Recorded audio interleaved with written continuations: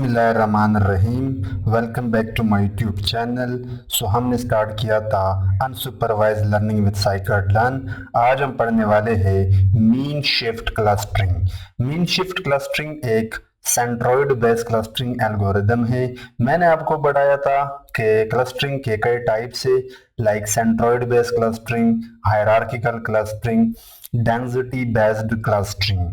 सो centroid based clustering में आप क्या करते हो कि पहले आप सेंट्रोइड डिफाइन करते हो, यानी हर क्लस्टर के लिए आप कोई सेंटर पॉइंट निकालते हो जहां पे आपका के मींस एल्गोरिदम काम करता था। उसके बाद हमने पढ़ा था डेंसिटी बेस्ड क्लस्टरिंग, यानी आप क्लस्टर को डेंस रीजन के बेस पे निकालते हो, जिसके लिए हमने पढ़ा था डीबी स्कैन। तो मीन शिफ्ट क्लस्टरिंग एल्गोरिदम एक नॉन पैरामीट्रिक क्लस्टरिंग एल्गोरिदम है that does not require the number of clusters in advance. यानी जब आप मीन शिफ्ट क्लस्टरिंग के साथ काम करते हो then you don't need to specify the number of clusters. Like आप के मीन्स के केस में पहले से नंबर ऑफ क्लस्टर आपको बताना पड़ता है, और ये सेम काम आप डीबी स्कैन में भी करते हो। लाइक वहां पे भी आपको नंबर ऑफ क्लस्टर डिफाइन करने की जरूरत नहीं।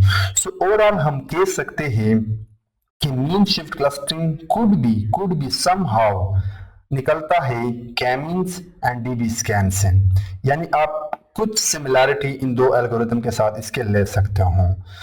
The overall concept of mean shift clustering is कि ये अपने डेटा सेट के अंदर अगर आप देखें तो इस इमेज से आप देख सकते हो आपका ये एक क्लस्टर है, ये आपका एक दूसरा क्लस्टर है, और ये आपका एक तीसरा क्लस्टर है। फर्स्ट लुक में जब आप डेटा पॉइंट्स को देखते हो तो स्कैटर हैं, फिर आप उन डेटा पॉइंट्स को शिफ्ट करते हो टुवर्ड द सेंटर। यहाँ पे आप देख सकते हो ये सेंटर है इस क्लस्टर का।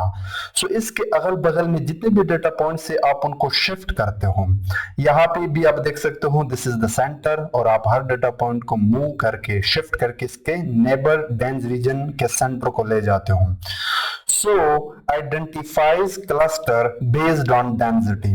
अब ये डेंसिटी कंसेप्ट आपका आ रहा है डीबी स्कैन से, और चूंकि ये सेंट्रोइड बेस्ड है यानी सेंटर को मूव करता है, और वो कंसेप्ट आपका आता है k-मीन से, I mean this one k mean से। नाउ शुरू करने से पहले mean shift clustering in 5 steps के थ्रू काम करता है। जब आप इसको डेटा देते हो so mean shift use this 5 steps: initialization, model seeking, update centroids, iterations, cluster formation. So ये नेम कुछ इस तरह है जो फर्स्ट लुक में आपको समझ नहीं आएगी। Now let's explore it and see that how it works। But आपने ये याद रखना है कि ये एक सेंट्रोइड बेस्ड क्लस्टरिंग है, ठीक है, ये एक सेंट्रोइड बेस्ड क्लस्टरिंग है, and somehow k means and DB scan की कॉम्बिनेशन हम कह सकते हैं। और ये क्लस्टर तब आइडेंटिफाई करता है जब आपके डेटा के अंदर डेंस रीजन है। Now let's explore the dense region. अब आगे बढ़ने से पहले मैं आपको एनिमेटेड तरीके से एक एनिमेटेड वर्किंग एग्जांपल से आपको बताता हूं। ये आपका डेटा सेट है। अब अगर हम देखें तो इस डेटा के अंदर this area is a dense region. Dense region वो होता है जिसमें आपके पास जो डेटा पॉइंट्स हो वो बहुत ही क्लोज हो, लेकिन ओवरऑल इस डेटा के अंदर जितने भी स्कैटर पॉइंट्स हैं, चाहे दिस डेटा पॉइंट, चाहे दिस डेटा पॉइंट, और चाहे दिस डेटा पॉइंट, आप इनको कहते हो डेटा पॉइंट्स। ये आपको याद रखना है बिकॉज दिस इज इंपॉर्टेंट। आपके जितने भी स्कैटर ऑब्जर्वेशन है, स्टैटिस्टिक में आप इनको ऑब्जर्वेशन कहते हो, बट एक्चुअली आप इनको डेटा पॉइंट्स कहते हो। मैंने अभी के लिए जस्ट इन 3 एग्जांपल्स को लिया है, like this one and this one and this one, but overall ये सारे के सारे आपके डेटा पॉइंट्स हैं। और वो डेटा पॉइंट्स जो डेंस रीजन में हो उनको आप, यानी जो एक साथ हो, उनको आप क्लस्टर्स कहते हो। So where points are close और शेयर सिमिलर कैरेक्टरिस्टिक्स, जैसे कि आप यहाँ पे देख सकते हो all this data points are in dense region because somehow they share similar characteristics with each other. So data point that are close to each other could be considered a dense region, और इसको आप जब k-मीन shifting apply करते हो उसको आप cluster मानते हो। यहाँ पे आप देख सकते हो ये डेटा पॉइंट्स डेंस रीजन में है तो आप इसको एक क्लस्टर मान सकते हो, और ये डेटा पॉइंट्स एक डेंस रीजन में है, आप इनको क्लस्टर मान सकते हो। और ये जो ऑरेंज कलर का डेटा पॉइंट है, like in this cluster and in this cluster, ये एवरेज लोकेशन है, यानी सेंटर पॉइंट, जिसको आप सेंट्रोइड कहते हो। Centre data point are average location of cluster, क्योंकि जब आप इस क्लस्टर के तमाम डेटा पॉइंट्स का एवरेज निकालते हो यानी मीन, तो ये आपका सेंटर कहलाएगा। अब हम क्या करेंगे कि डेंस रीजन्स के आसपास जितने भी पॉइंट्स पड़े हैं उनको हम असाइन करेंगे nearest dense region. I repeat, जब आप डेंस रीजन फाइंड आउट करते हो, जो कि ओवरऑल आप इसको क्लस्टर कहते हो, उसके आसपास जितने भी डेटा पॉइंट्स पड़े हैं आप उनको उसके नियरेस्ट डेंस रीजन या नियरेस्ट क्लस्टर को असाइन करते हो। जैसे कि ये डेटा पॉइंट आप असाइन करोगे इस वाले डेंस रीजन को, इस वाले क्लस्टर को, because this data point is more closer to this cluster in comparison to this two cluster. अगर आप इस डेटा पॉइंट्स को देखो, हम मान लेते हैं कि ये इसके करीब है, ये डेटा पॉइंट इसके करीब है और ये डेटा पॉइंट इसके करीब है। So overall you have to remember आगे जाने से पहले कि data point, centroid and clusters and dense region होते क्या है। अब जब आप कैलकुलेट करते हो, यानी फाइनली ये 5 स्टेप जब आप अप्लाई करते हो, you will assign the nearest data point two its nearest cluster. So this is your first cluster, जो कि आपने डेंस रीजन से स्टार्ट किया था और जितने भी डेटा पॉइंट्स थे उनको शिफ्ट करके करके आपने एक क्लस्टर बना लिया। This is the second cluster and this is the third cluster. अब एक और काम आगे बढ़ने से पहले करते हैं, वो ये है कि when to use this algorithm. It is particularly effective when the shape of cluster is not spherical or well defined। अब इस बात को समझो, ये बहुत जरूरी है। नॉर्मली आपके पास जो डेटा होता है वो spherical होता है, यानी कुछ पॉइंट जो सिमिलर हो वो एक क्लस्टर में आ सकते हैं, यानी जिनकी शेप गोल हो, spherical हो, लाइक दिस डेटा सेट सी में आप देख सकते हो ये पॉइंट्स बहुत ही क्लोज है, ये पॉइंट्स बहुत ही क्लोज है, तो आप इनको आसानी के साथ क्लस्टर कर सकते हो। इस पे भी के मीन अच्छे से काम करेगा। बट अगर डेटा कुछ इस तरह हो, जैसे कि ये देखें, ये एक क्लस्टर है, यहां से यहां तक एक क्लस्टर है, this blue one is your another cluster, आप देख सकते हो लाइक दिस। बट अगर देखा जाए इनकी कैलकुलेशन के बेस पे अगर देखा जाए तो यहाँ पे एल्गोरिथम फेल हो रहा है। हम अभी के लिए के मीन्स को मानते हैं। क्यों फेल हो रहा है? क्योंकि वो डेटा सेट की शेप को देके काम कर रहा है, ना कि उन डेटा पॉइंट्स की लोकेशन को। सो ओवरऑल होना ये चाहिए था, मैं यहाँ पे इसको चेंज करता हूँ, लेट मी हाईलाइट। ओवरऑल ये होना चाहिए था कि this should be one cluster, क्योंकि ये जो पॉइंट्स है ब्लू वन और स्काई ब्लू, ये असल में इस मॉडल ने क्या किया है, इस वाले क्लस्टर को आसान किया है। दिस इज अनदर क्लस्टर, यहां से यहां तक, हालांकि ये इस लोकेशन में आते हैं।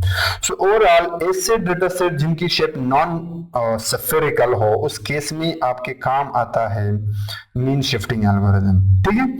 सो अब एक कॉन्सेप्ट और है, उसको आप जब आप पढ़ते हो मीन शिफ्ट क्लस्टरिंग एल्गोरिथम, वहां पे आप जब कोड इंप्लीमेंट करते हो, चूंकि ये एक नॉन पैरामीट्रिक एल्गोरिथम है, बट एक पैरामीटर पास करते हो बैंडविड्थ, जिसको आप विंडो भी कहते हैं, यानी लेट मी चेंज क्विकली, यानी आप इसको बैंडविड्थ भी कहते हो या आप इसको कर्नल भी कह सकते हो, एंड इसको आप विंडो भी कहते हो। ये विंडो का क्या मतलब है? अभी के लिए मैं यहाँ पे एक डेटा पॉइंट लेता हूँ, एक डेटा पॉइंट यहाँ पे लेता हूँ, एक डेटा पॉइंट यहाँ पे लेता हूँ। डीबी स्कैन में आप क्या करते थे कि आप एक पॉइंट को पकड़ते थे, फिर उसका एप्सिलॉन खींचते थे, एप्सिलॉन यानी रेडियस, फिर उस रेडियस के ऊपर आप एक सर्कल ड्रॉ करते थे, और इस सर्कल के अंदर जितने भी डेटा पॉइंट्स आते थे उस पॉइंट को फिर आप एप्सिलॉन मानते थे। ठीक है, ये हमने देखा था। ये केस भी सेम है, लेकिन यहाँ पे आप डेंस रीजन के बेस पे एक विंडो सेलेक्ट करते हो, जैसे कि ये पॉइंट है, ये पॉइंट है, ये पॉइंट है, ये पॉइंट है, ये पॉइंट है, ये पॉइंट है, ये पॉइंट है। आप यहाँ पे भी रेडियस ड्रॉ करते हो, लेकिन यहाँ पे आप विंडो कहते हो।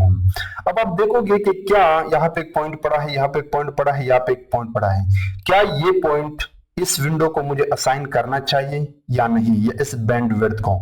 और ये कैलकुलेशन या ये एस्टिमेशन होता है with the help of KDE, यानी कर्नल डेंसिटी एस्टिमेशन, जिसको आप स्टैटिस्टिक में आपने डेफिनेटली पढ़ा होगा।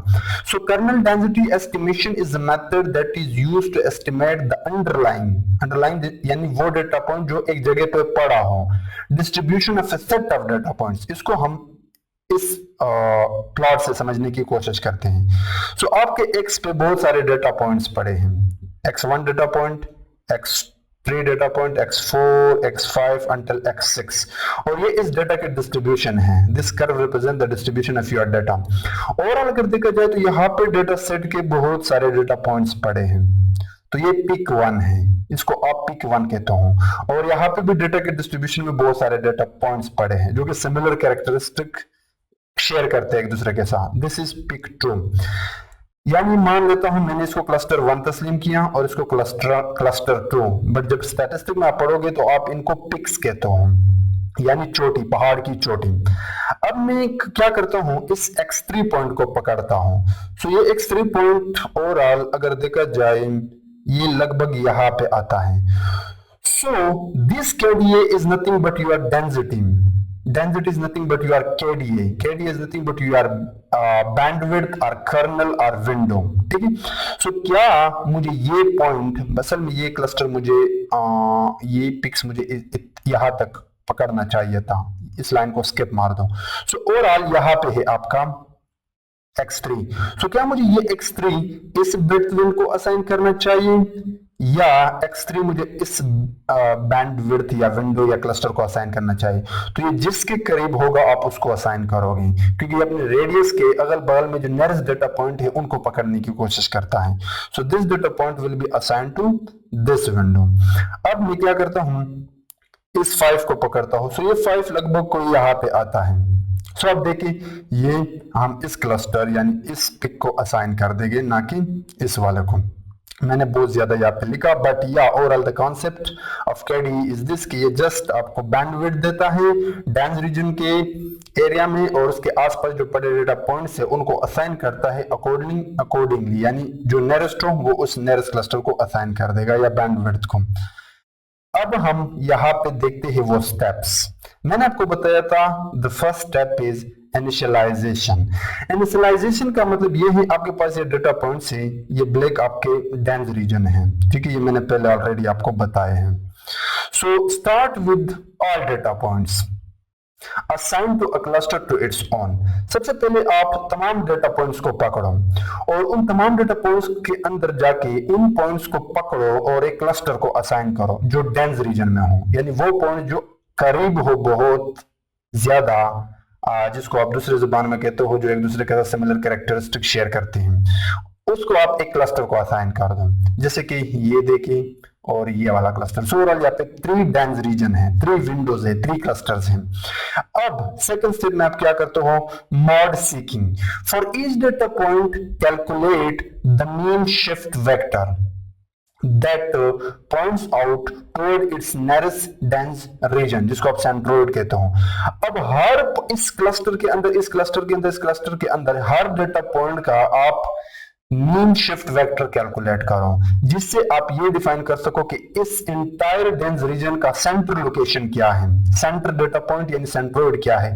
तो जब आप ये करते हो, so this is the centre point, this is the centre point in this cluster, और इस क्लस्टर में आपका सेंटर पॉइंट ये हो जाएगा। फिर third step, update centroids, assign data point that points to its nearest dense region. अब फिर इस डेंस रीजन के आसपास देखो कि कोई नियरेस्ट पॉइंट पड़ा है, जैसे कि ये डेटा पॉइंट यहाँ पे पड़ा है, तो आप इस डेटा पॉइंट को पकड़ के इस नियरेस्ट डेंस रीजन को असाइन कर दोगे, यानी इस क्लस्टर को। इसी तरह अगर आप इस डेटा पॉइंट को देखोगे तो ये पड़ा है इस विंडो के या इस क्लस्टर के, इस KDA के आसपास, तो आप असाइन कर दोगे इस वाले क्लस्टर को। स्टेप 4 में आप लूप चलाते हो। बेसिकली स्टेप 4 में आप स्टेप 2 एंड स्टेप 3 को रिपीट करते हो, क्योंकि ओवरऑल वहां पे आप डेंस रीजन को पकड़ते हो, सॉरी आप सेंट्रोइड कैलकुलेट करते हो और फिर नियरेस्ट नेबर को पकड़ के असाइन करते हो उन डेंस रीजन को। सो हियर आप रिपीट करते हो स्टेप 2 एंड 3 को until all data points are assigned. तो जब आप ये करोगे, this data point will be assigned to this and this will be assigned to this, so it will become your one cluster. Let's say मान लेते हैं कि this will become your second cluster and this will become your third cluster, and that was the 5 step। फिर आपने finally ये जो 3 clusters थे उनको प्रॉपर असाइन कर दिए। So these are the 5 steps जिसके ऊपर आपका मीन शिफ्ट क्लस्टरिंग काम करता है। Let's talk about some advantages and disadvantages. So these are the advantages. So the first advantage is no need to specify the number of clusters। ये ही तो फायदा है, क्योंकि हमारा मेन प्रॉब्लम अनसुपरवाइज्ड लर्निंग के अंदर ये होता है कि जब आप डेटा सेट लेते हो तो उसमें आपके पास टारगेट कॉलम नहीं होता और ना आपको ये पता होता है कि मैंने कितने नंबर ऑफ क्लस्टर्स को यहाँ पे पकड़नी है। तो उसके लिए कैमिंस में आप एल्बो मेथड चलाते हो और यहाँ पे आपको ये काम करने की जरूरत नहीं है। You don't need to specify the number of cluster in advance. No assumption of cluster shape. किसी भी शेप का डेटा सेट हो, कोई गोल मोल ना हो, किसी भी शेप का हो, नॉन स्फेरिकल हो, तिरछा हो, ऊपर नीचे हो, ये पकड़ने की कोशिश करेगा। ये नॉन पैरामीट्रिक है, क्यों? क्योंकि don't need to specify the number of cluster. And robust to outliers. Robust to outliers का मतलब ये है कि ये पॉइंट है, ये पॉइंट है, ये पॉइंट है, उसके बाद ये पॉइंट पड़ा है, यहाँ पे ये पॉइंट पड़ा है, ये पॉइंट पड़ा है, और यहाँ पे एक पॉइंट पड़ा है, और यहाँ पे भी एक पॉइंट पड़ा है, और यहाँ पे भी एक पॉइंट पड़ा है। ये आपके पास डेंस रीजन हो गया, ठीक है, और ये आपके पास डेंस रीजन हो गया। स्टेप 2 एंड 3 में आप असाइन करते हो। ये मैंने इसको असाइन किया, ये मैंने इसको असाइन किया। मान लेते हैं एक पॉइंट यहाँ पे भी पड़ा है, तो ये इसको आउटलायर कंसिडर करेगा। अगर केम इन होता तो ये इसको एक सिंगल क्लस्टर मान लेता, जिससे आपका पूरा जो सेंट्रोइड था इस साइड पे शिफ्ट हो जाता बाकी क्लस्टर्स का। बट मजे की बात यह है कि ये इसका आउटलायर मानेगा, क्योंकि ये डेंस रीजन से बहुत दूर पड़ा है। हम नियरेस्ट पॉइंट्स को शिफ्ट करते हैं, तभी तो इसका नाम है मीन शिफ्ट। एवरेज के बेस पे आप शिफ्ट करते हो डेटा पॉइंट को to its nearest dense region. Now let's talk about the disadvantage of this algorithm. Computationally expensive। अगर आपके पास डेटा बहुत ज्यादा है तो आपके डेटा पॉइंट्स भी बहुत ज्यादा होंगे, और आपको पता है कि इसमें आप जब विंडो बनाते हो यानी डेंस रीजन पकड़ते हो, फिर उसके आसपास पड़े जितने भी नियरेस्ट पॉइंट होते हैं उनको आप मीन कैलकुलेट करके शिफ्ट करते हो accordingly. So in that case अगर ज्यादा है तो कैलकुलेशन कंप्यूटेशनली एक्सपेंसिव हो सकता है। Bandwidth selection, this is very important part, जिसकी वजह से इस मॉडल का रिजल्ट सम टाइम खराब आता है। अभी तक आपने सुना है मशीन लर्निंग में अंडरफिटिंग एंड ओवरफिटिंग, लेकिन अनसुपरवाइज्ड लर्निंग में मैं आपको बड़ा बताता हूं under clustering and over clustering. इसका मतलब ये है कि आपके डेटा के अंदर अगर आपके एल्गोरिथम ने बहुत कम क्लस्टर्स पकड़े हैं, जैसे कि 3 क्लस्टर मान लेते हैं, तो वो अंडर क्लस्टरिंग एल्गोरिथम है। लेकिन अगर वो बहुत ज्यादा क्लस्टर पकड़ते हैं तो उसको हम over clustering unsupervised learning algorithm कहते हैं। सो देखना, बैंडविड्थ एक ऐसी चीज है जो आपको पहले से बताना पड़ता है। जैसे कि केम मींस में आपको क्लस्टर पहले से बताना पड़ता, तो यहाँ पे ये डिसएडवांटेज है कि बैंडविड्थ को आप पहले से बताना पड़ेगा। हाँ, इसके लिए कुछ टेक्निक से scikit-learn लाइब्रेरी के अंदर वो हम देखेंगे, but the performance of the algorithm is highly dependent on the choice of the bandwidth यानी window. A bandwidth that is too large, जितना बड़ा लेट्स से मैं आपको समझाता हूँ। ये डेटा पॉइंट्स हैं, तो ये भी डेटा पॉइंट्स हैं, ये डेटा पॉइंट्स हैं। अगर आप बड़ा बैंडविड्थ पकड़ते हो तो इससे होगा क्या, यहाँ पे आप देख सकते हो, if the bandwidth is too large then it will lead to very few clusters। देखना, इसने बहुत सारे डेटा पॉइंट जो कि दूर भी थे, मे बी अनसिमिलर हो यानी सिमिलर ना हो, उनको भी पकड़ने की कोशिश की। इसका मतलब आपका मॉडल अंडर क्लस्टर्ड है। लेकिन अगर आप बहुत छोटा वैल्यू देते हो बैंडविड्थ के लिए, तो उस केस में आपका जो बैंडविड्थ होगा कुछ इस तरह होगा, छोटा सा। इन दैट केस आपके क्लस्टर ज्यादा बनेंगे, ठीक है, लाइक दिस। मान लेता हो कि ये क्लस्टर बन गए, सो इसको हम कहते हैं ओवर क्लस्टरिंग, बट ओवरऑल ये कॉन्सेप्ट ज्यादातर होगा नहीं। फोर्थ डिसएडवांटेज है डिफिकल्टी विद स्पार्स डाटा।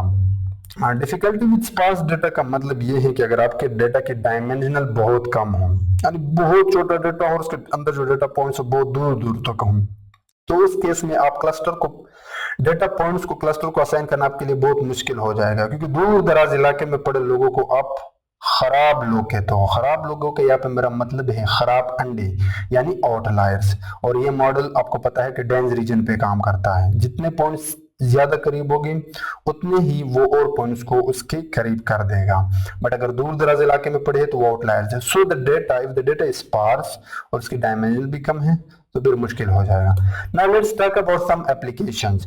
इसका जो सबसे पहला एप्लीकेशन है वो है इमेज सेगमेंटेशन।